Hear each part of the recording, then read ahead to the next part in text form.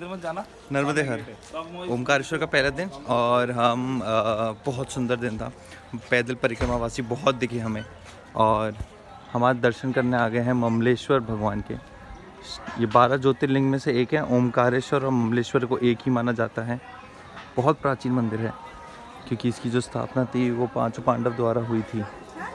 और हमारे साथ जो परिक्रमावासी चल रहे हैं आगे आगे उनको दर्शन कराने ले जा रहा हूँ। और इसी के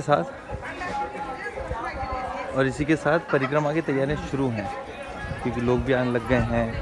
अब इनके दर्शन भी कराने हैं और लोग दूर दूर से ममलेश्वर आते हैं। तो ममलेश्वर और ओमकारेश्वर दोनों को एक ही ज्योतिर्लिंग माना जाता है, परंतु जो इसकी ममलेश्वर की आप मंदिर देखोगे तो उसकी एजिंग आपको पता चलेगी कि ये पत्थर कम से कम 1000 साल पुराना है।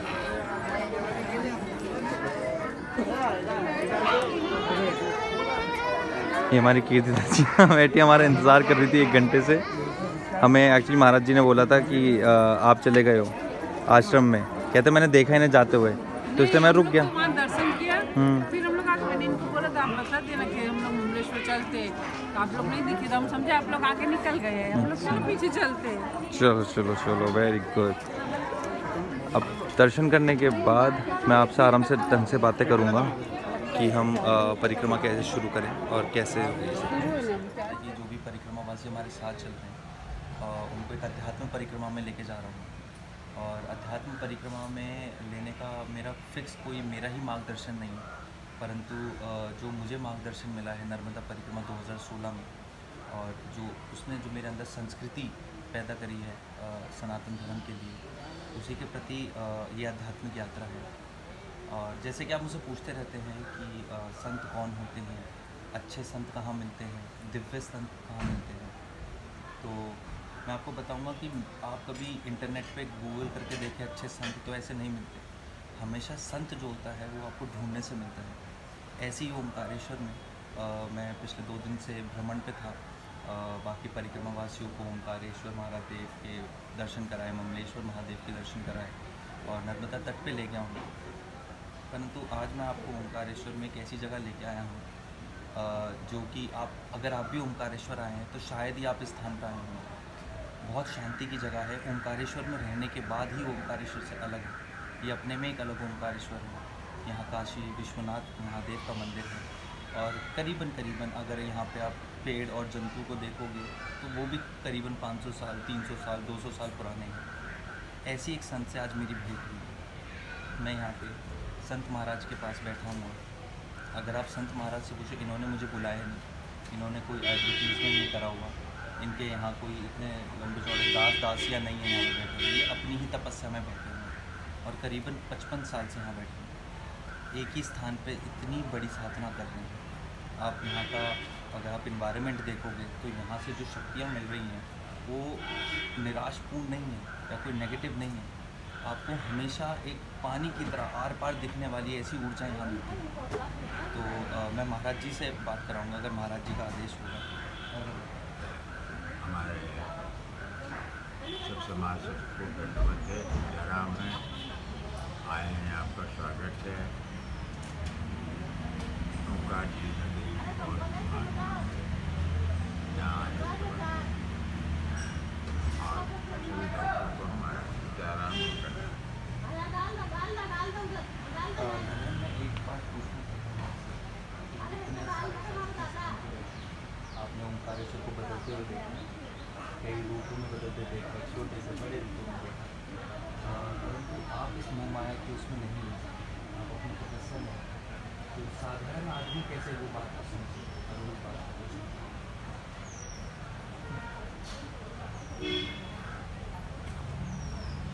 ये किसी का साथ करने से वह पूर्ण अनुभूति है, चाहे वह किसी का साथ करे,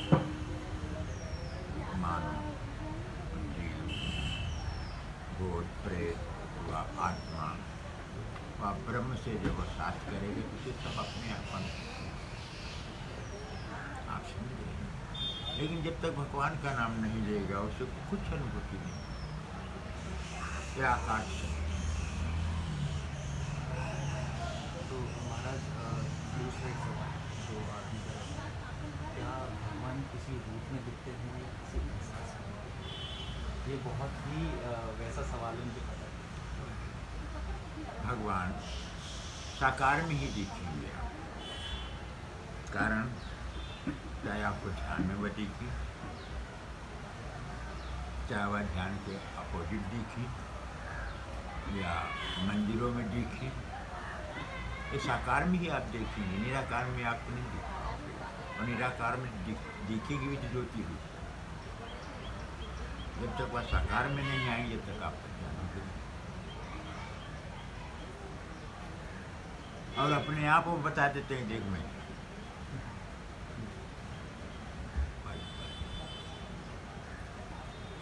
आप आग बंद करो, आ गए।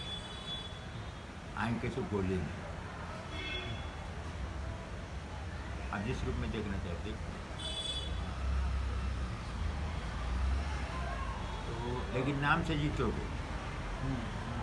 कोई का भी नाम लोगे वापस आ जाओगे। एक ही खास आपको 36 कोट नाम है। 36 के इसके परे देव भगवान, विशेष शिव अर्थात ईश्वर, ब्रह्मा अर्थात ब्रह्मा, विष्णु अर्थात एक इसके उपरांत हम और देखते हैं विषय मृत्युलोक में आ रहे प्रकट होना विषय हमारे श्री राम, हमारे कृष्ण और तो देवी न हो।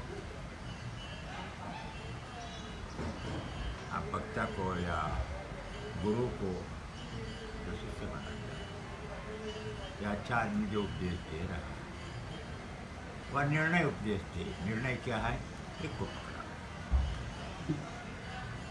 और ब्रह्म को ही पकड़ा। ब्रह्मा ने ब्रह्मा विष्णु महेश, इन 3 नाम में से कोई भी नाम नहीं पकड़ा। और दूसरे नामों में जो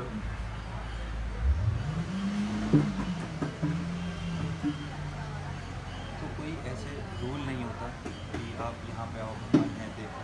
जैसे महाराज जी ने संत ने हमें बताया कि अनुभूति ही सबसे बड़ी चीज़ होती है। और अनुभूति के बाद आप उस चीज़ में विश्वास रखते हैं, आस्था। अनुभूति और आस्था एक साथ चलती है। अगर आप कहो कि हाँ ये पृथ्वी नहीं है और उसके बाद आप बोलो ये पृथ्वी मुझे दिखाओ, जब आप मानते ही नहीं इस पृथ्वी को तो हम दिखा के भी क्या करेंगे। इतनी सीधी सी बात ये संत आपसे कहते हैं। और यही बात हम ये समझ के कि नहीं ये तो बाबा हैं, इन्हें ज़िंदगी का क्या पता, इन्हें ही ज़िंदगी का पता है। आप लोग एक जगह अपना घर नहीं बना पाते। एक घर लिया, 5 साल के बाद दूसरा घर चेंज कर दिया, क्योंकि आपको विश्वास ही नहीं आता, स्थिरता ही नहीं है आपके शरीर में। आप इन संत को देखिए, मन तन दोनों से स्थिरता है। आप पूरी दुनिया घूम लिए होंगे, ये यहाँ बैठ के पूरी दुनिया घूम लिए। आपने अपने जीवन में जितनी भी परेशानी होंगी, आई ना वो सवाल उठे और वो आपका मन करता है कि मैं किसी संत से पूछूं, तो आप ज़िंदगी में ज़्यादा अनुभव लेके बैठे हैं या इन संतों के ज़्यादा अनुभव है। तो अगर ये कुछ बात आपसे कह रहे हैं तो वो इसलिए नहीं कह रहे कि इनका लालच है। इनका आपसे क्या लालच है? ना ही आपका शरीर चाह रहे, ना आपकी आत्मा चाह रहे, ना आपका धन दौलत चाह रहे, परंतु ये आपका मार्गदर्शन कर रहे हैं कि अपनी ज़िंदगी में कम से कम अगर आपको मन से शांति चाहिए तो ये 2-4 चीज़ें आपको रखनी पड़ेंगी। आपको आस्था रखनी पड़ेगी। आस्था है, विश्वास है और अनुभव है। अगर आप अनुभव भी लेंगे तभी तो आपको वो दर्शन देंगे। यही इतनी सिंपल सी बात आपको समझा रहा हूँ। और यही बात मैं अपने बाकी परिक्रमावासी जो आ रहे हैं उनको इस नर्मदा परिक्रमा में समझा रहा हूँ कि अपनी ज़िंदगी का खुद ही अनुभव लीजिए। संत को ढूंढी मत, संत को याद करें, संत तुम्हें खुद बुलाएगा। ऐसे ही संतों के साथ हम आपको और मिलाएंगे और ओंकारेश्वर के ऐसे दर्शन करते हुए आपको बताएंगे क्यों ओंकारेश्वर इतना सिद्ध स्थान है।